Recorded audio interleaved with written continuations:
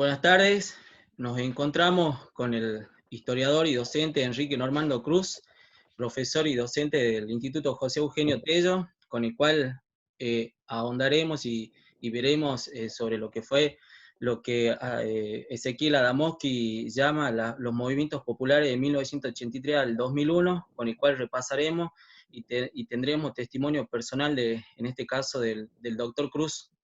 Bueno, para entrar en la entrevista, antes que nada agradecerle, profesor, por concederme este tiempo y para empezar con la misma, preguntarle qué opinión tiene y cómo vivió en aquellos tiempos el retorno a la democracia en 1983. ¿Qué tal? Bueno, son dos preguntas. ¿Qué opinión tengo y cómo viví el retorno a la democracia en 1983? A ver, bueno, opinión, como historiador no podría opinar, no tengo los suficientes datos para opinar. Pero sí, bueno, sí podría opinar cómo viví esos años. Sí, yo nací en el 68, 78, 83, el proceso conocido como retorno a la democracia. ¿Cuánto tenía? 68, 78, 15 años. Ajá, tenía 15 años. Viví en Ledesma, Libertad de San Martín. ¿Y qué recuerdo de esos años? La verdad que el hecho del llamado retorno a la democracia no fue lo que recuerdo que viví en esa época, no fue nada particular, esa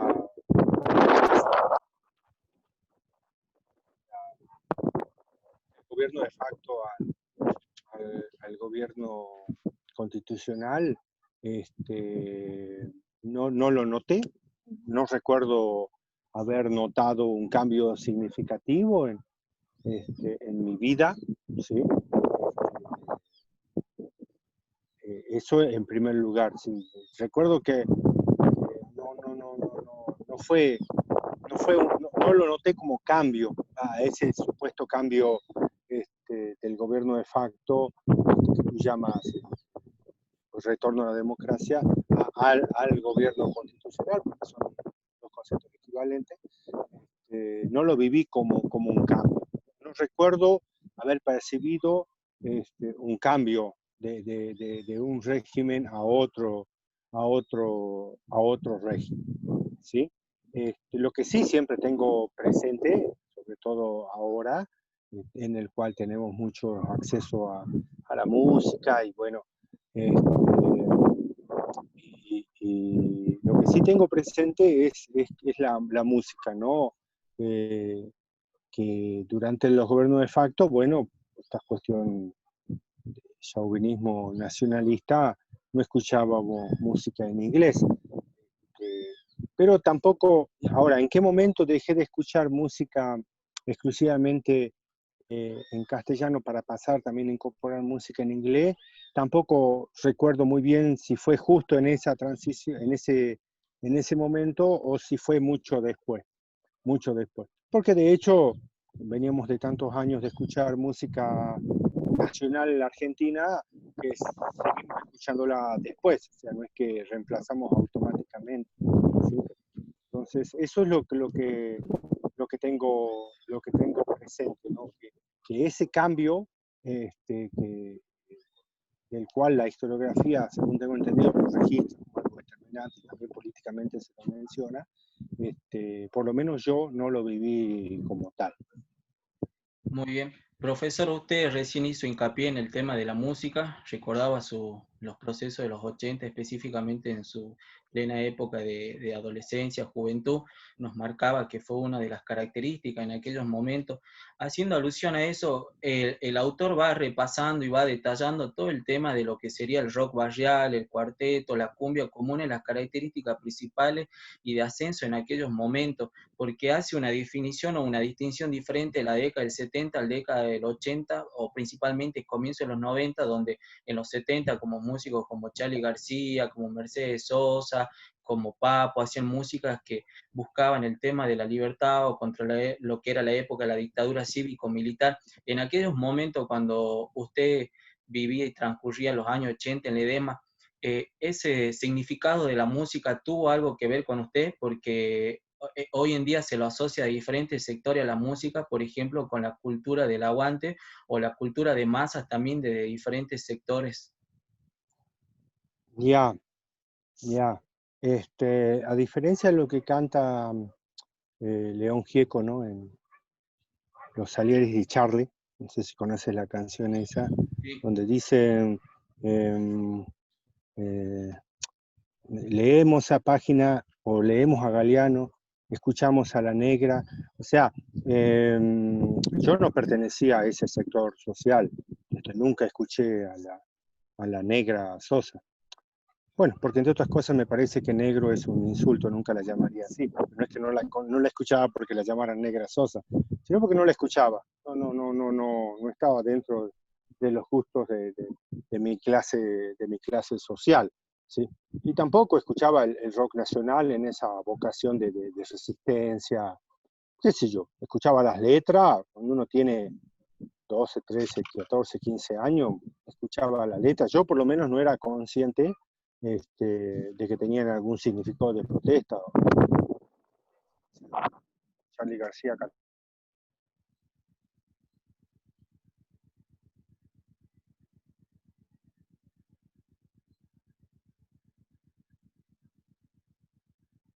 Un amigo está en Cana. Para mí era lo rítmico y lo musical lo que me llamaba la atención, ¿no? Es lo mismo de cuando escuchamos una canción en inglés y no sabemos la letra, y sin embargo nos gusta o no nos gusta, porque bueno, el ritmo, ¿no?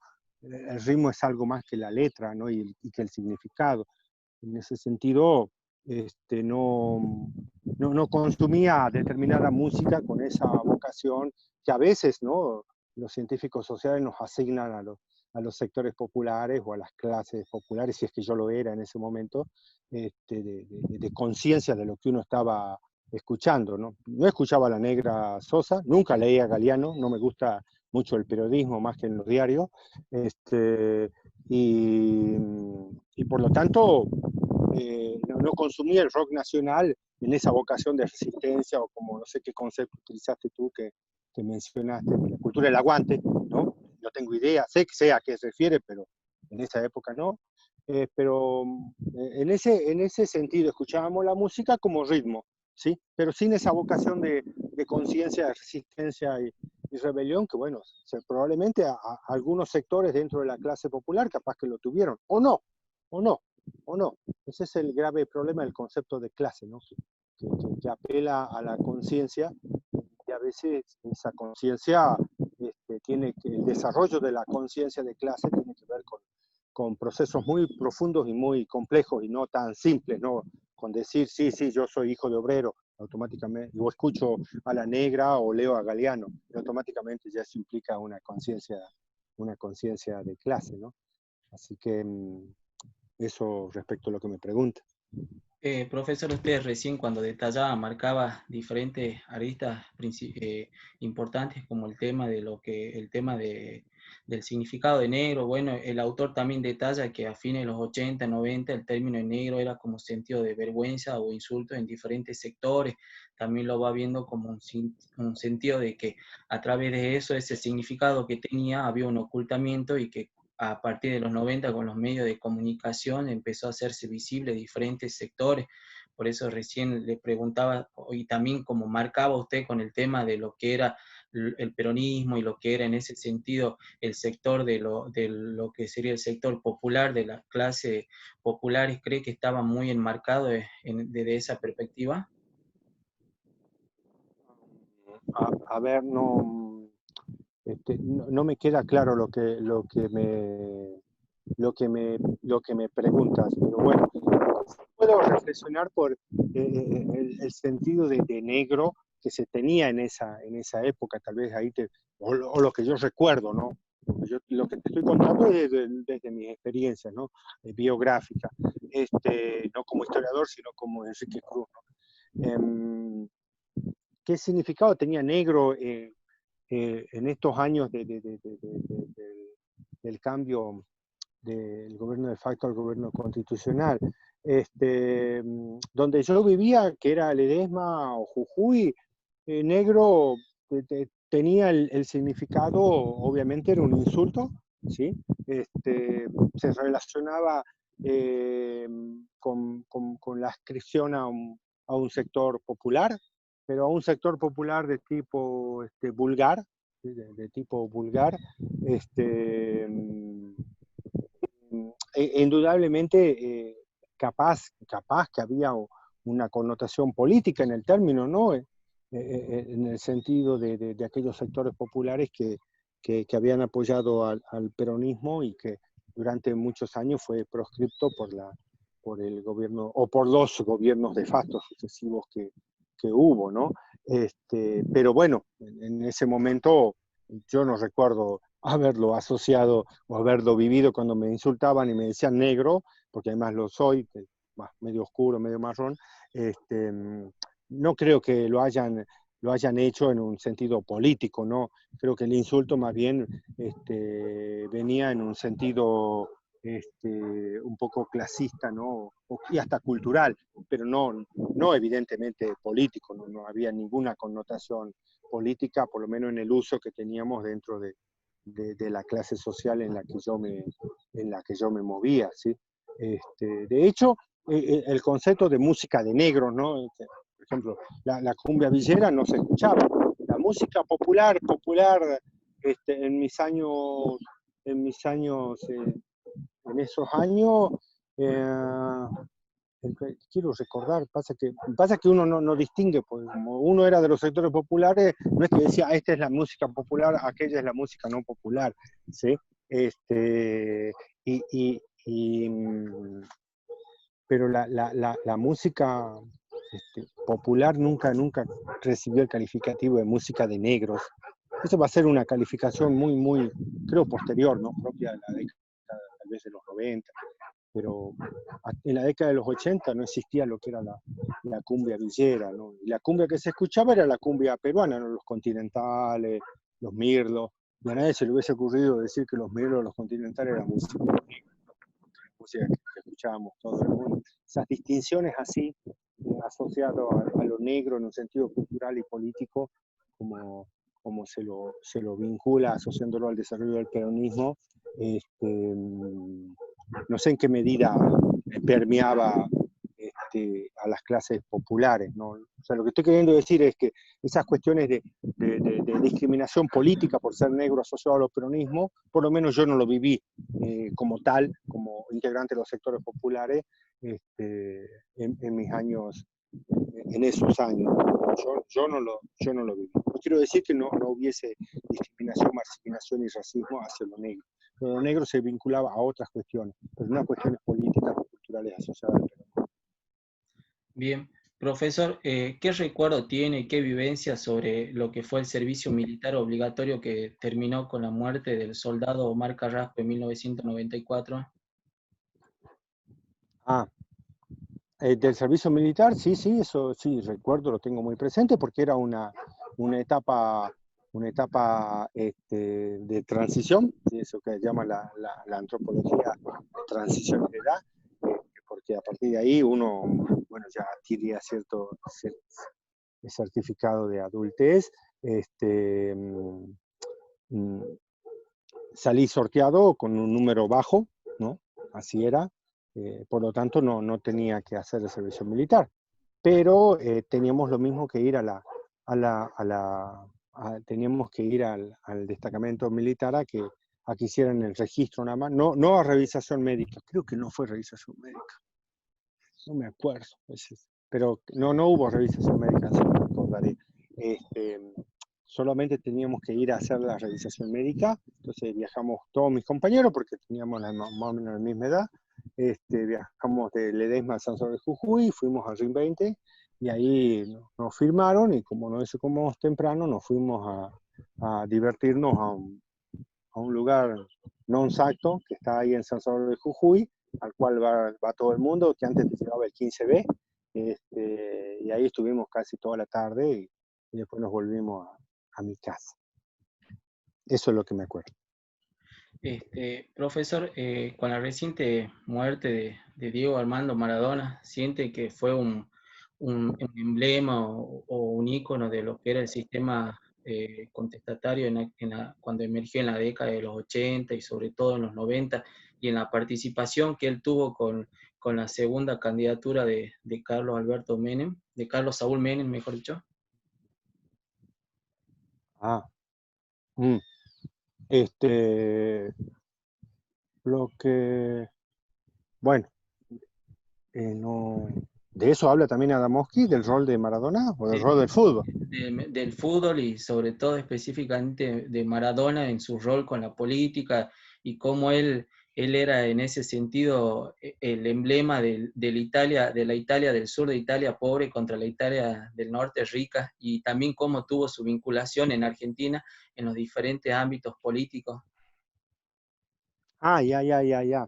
¿Qué opino yo al respecto? Mm, a ver, sí, indudablemente el fútbol es un, bueno, eso podría hablar un poco, ya no desde porque recuerdo, no, en la década de los 80, 90, sí, bueno, sí, era el mundial, veía los partidos, sí, me parecían muy buenos goles, pero no, por lo general, por lo menos yo en mis años de juventud, cuando uno busca ciertas referencias, ¿no? Para seguir ciertos ejemplos, ciertos modelos, no eran en mi caso los futbolistas, ¿no? Mi modelo fue mi padrino, porque bueno, por diversas razones, pero no era el fútbol, no lo tenía como modelo. Eh, Ahora, respecto de su apoyo o no a la política, bueno, pero es obvio, ¿no? El fútbol es el circo de las democracias capitalistas modernas, ¿no? O sea, eh, si hay un producto alimenticio que define la modernidad capitalista, es el azúcar. Eso es lo que la define, la modernidad capitalista, si uno busca un alimento. Y si uno busca una actividad física, no va a ser el baile, ¿no? Va a ser el fútbol, va a ser el deporte, en realidad el deporte y el fútbol en particular. Así que esa vinculación con la política no me extraña ni no me llama la atención. Desde la antigua Roma se daban dos cosas a la plebe: se le daba pan y se le daba circo, ¿no? Entonces, y eso lo seguía muy bien el César, ¿no? Así que en las democracias capitalistas modernas, esa vinculación entre fútbol y política es algo obvia, ¿no?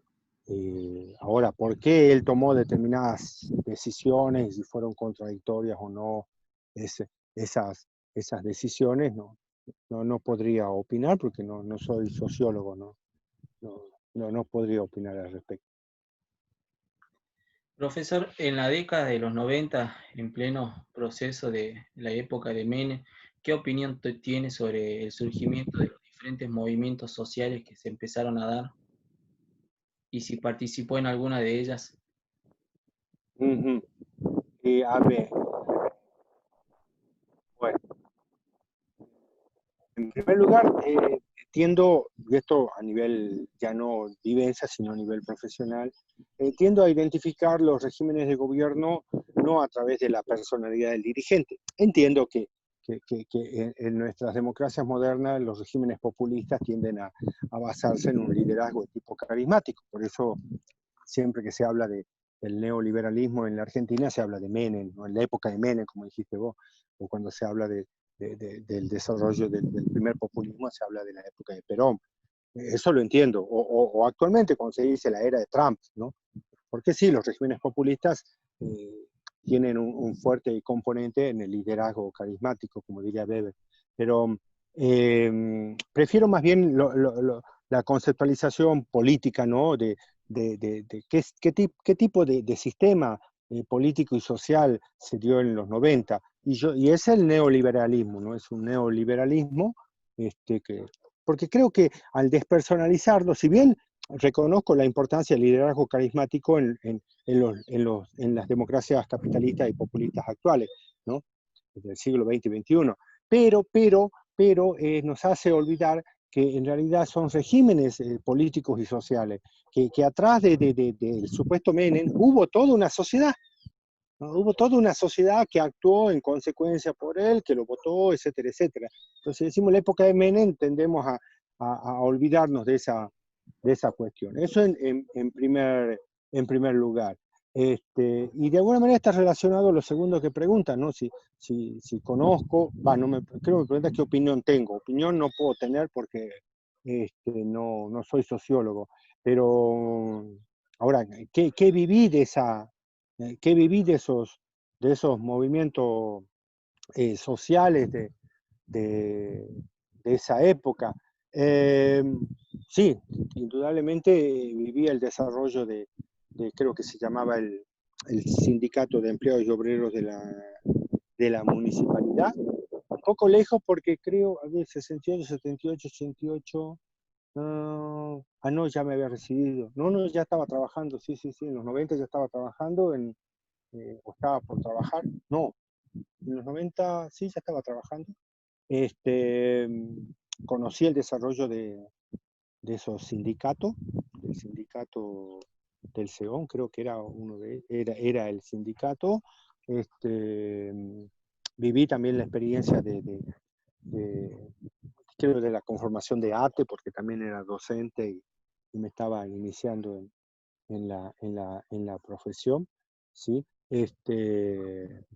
Pero no, particularmente no tuve participación en eso, en esas agrupaciones sindicales, porque bueno, recién me estaba iniciando en el oficio y estaba más enfocado a tratar de ganar para la comida. Y uno a veces para tener cierta participación política o en este caso sindical, tiene que tenerlo. Además yo era suplente, ahora no viajaba entre Tema, Jujuy, San Pedro, Perico, La Quiaca, entonces la verdad que no pude participar en las agrupaciones sindicales. Bien, profe, usted recién nos contaba que en la década del 90 como docente viajaba a diferentes lugares. ¿Tiene alguna opinión o recuerda de manera personal si lo vivió sobre los diferentes gremios, cómo se daban las luchas, los cortes de ruta, los movimientos piqueteros que en aquella época empezaron a crecer? En la década de los 90 no fueron sensibles, no. Los cortes de ruta no era una política, no era una práctica, no era una estrategia. Los cortes de ruta van a ser más bien una estrategia de la década del 2000, ¿no? Del 2010, pero no, en la década de los 90 las medidas no incluían los cortes de ruta, no conocíamos esa dinámica de lucha sindical y política, ¿no? Posteriormente sí, bueno, también seguí trabajando y a veces me perturbaba un poco el traslado, ¿no? Aún hoy todavía cuando hay corte de rutas son muy, son muy problemáticos. Sí, a veces los sentimientos como uno que se desplaza son medio ambiguos ante ese tipo de protesta. Por un lado uno entiende que la única forma a veces que tienen algunos para hacerse oír es visibilizar y perturbar a la mayor cantidad de gente para que, bueno, así visibiliza el reclamo. Y por otro lado, luego de viajar 3, 4, luego de dar clases 6 u 8 horas y viajar 2 horas y esperar dentro de un remis con otras 3 personas a que liberen un paso, genera mucha incomodidad, ¿no? Entonces, a veces uno tiene así sentimientos medio ambiguos al respecto, ¿no? Pero son ambiguos, no es que tenga uno o el otro, ¿no? Uno entiende la lógica y la praxis y la estrategia del reclamo, ¿no? Tal vez en esa coyuntura uno haría lo mismo, ¿no? Pero como te afecta, lo entiende, pero no lo comprende, ¿no? Entonces, lo mismo uno le molesta, como te digo, ya, después de viajar, dar clase todo un día y tener que estar metido en un auto más tiempo del que es necesario, porque bueno, hay una protesta, molesta mucho, ¿no? Profesor, ¿cómo recuerda y qué experiencia tiene de lo laboral entrando, ¿no?, al siglo XXI con la presidencia de Fernando de la Rúa en el 2001, en 1991, Ah, en el 2001? 2001, claro. Bueno, sí, cuando uno ya tiene cierta cantidad de años, se acostumbra. Ya, por ejemplo, la actual crisis que estamos teniendo, en la cual hay una devaluación tremenda, es una de las devaluaciones más grandes que he vivido en mis años, ¿no? He vivido varias. La primera, que bien mal no recuerdo, estaba estudiando en Tucumán y creo que era antes que asumiera Menem, creo, la primera presidencia. Sí, la primera crisis fue esa. Sí, hubo una devaluación muy grande y hubo saqueos a supermercados. Yo todavía estaba estudiando y en Tucumán, donde hubo algunos saqueos, mucha violencia, esa la tengo bien presente. La segunda gran crisis que viví el gobierno de la Rúa, ¿no? También fue una devaluación muy grande y una crisis económica muy importante. Pero creo que comparativamente la crisis de ahora yo la siento por lo menos mayor, más fuerte que la de esos años. Pero indudablemente, como siempre fui empleado público, ¿no? Recibí, bueno, en realidad trabajé los 2 primeros años en instituciones privadas de enseñanza, ¿no? Pero ya el tercer o cuarto año conseguí una hora y me transformé en empleado público. A veces para los empleados públicos estas crisis, y en particular la de la Rúa, si bien implica una disminución de los salarios por la inflación, por la devaluación, es relativamente aguantable, ¿no? Se puede aguantar. ¿Sí? ¿No? Nos pagaban con bonos, ¿no? Y después los bonos había que cambiarlos, tenían un costo, solamente te reconocían un porcentaje, no el 100%, te quedaban con un 15, 20, 30, 40%. Esas vivencias tengo, ¿no? Pero esa crisis económica, bueno, ya venimos de varias, sabe que son algo esperables, ¿no? Dentro de nuestro sistema político y social. Particularmente esta la veo un poco más fuerte que las anteriores. Pero tal vez sea por una simple cuestión de cercanía, ¿no? Que la vivo ahora. Profesor, ¿y cree que hubo un cambio abismal o diferente, o cree que siguió lo mismo con la presidencia de Eduardo Duhalde y Néstor Kirchner en el 2003? Respecto del gobierno anterior, sí. En realidad creo que el sistema político argentino de los últimos 70 años aproximadamente, un poco más sí, desde en realidad desde la instauración de la democracia, ¿no? Con Irigoyen, creo que no ha tenido cambios significativos en cuanto a las relaciones sociales, ¿no? Nuestro país sigue siendo básicamente agrícola y ganadero, ¿sí? Todo depende de la cosecha de soja. Ahora, antes dependía de la cosecha de trigo y antes dependía de la cosecha de trigo y maíz. Sigue dependiendo de lo mismo, seguimos siendo un país fuertemente agrícola y ganadero, a lo que se suma la minería. En ese sentido, tenemos una fuerte matriz económica agrícola, ganadera y minera, y no de ahora, sino de hace varias décadas. En cuanto al sistema político, bueno, sigue siendo una democracia populista y capitalista, y eso desde los años, ¿no? Mismo de Irigoyen, que practicó cierto populismo sin estar el populismo constituido como tal, ¿no? Una especie de protopopulismo, uno podría decir, ¿no? Creo que por lo menos yo el diagnóstico que hago como científico social es que no hubo cambios sensibles dentro de nuestro sistema político y social en los últimos 100 años. Sigue siendo muy similar, muy parecido, ¿no? Habiendo vivido casi 50 y 2 años dentro de este sistema político y teniendo memoria de por lo menos 45 años de él, ¿no? Profesor, ¿qué opinión tiene usted de acuerdo a las organizaciones Tupac Amaru, Tupac Amaru y Tupac Katari, siendo historiador y adentrando en ese sentido de las sublevaciones, de las diferentes rebeliones que se dieron acá en América? Ah, y em, este, bueno, creo que, pero bueno, ese es esto como historiador a veces uno cuando elabora o cuando describe algunos procesos actúa lo mismo que hace un luthier, que hace cuchillos, por ejemplo, ¿no? Un herrero, sería en este caso. Cuando el que hace un cuchillo no tiene por qué opinar acerca del uso que le dan al cuchillo. Eso lo mismo tenemos que hacer, creo yo, los historiadores, ¿no? Hacemos cuchillos y bueno, después, claro, uno no puede ser tampoco completamente ajeno al uso que le van a dar al cuchillo que uno hace, ¿no? Este, por eso en algunos lugares está prohibido la venta de armas, ¿no?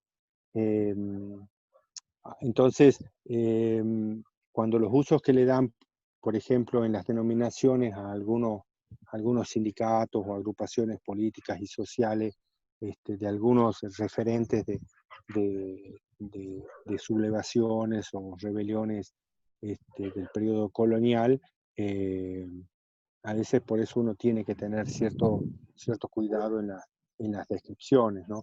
Eh, por lo tanto, a veces hay, por lo menos en las interpretaciones que uno hace como historiador de las sublevaciones del periodo colonial, estas que tuvieron los liderazgos de Tupac Katari y de Tupac Amaru, ¿sí? Este, creo que en este sentido hay un uso correcto, ¿no? Porque el liderazgo de Tupac Katari fue evidentemente indígena, ¿no? Y fue un movimiento mucho más indígena que el movimiento de Tupac Amaru, ¿no? Y en ese sentido, eh, las dos asociaciones también se distinguen, ¿no?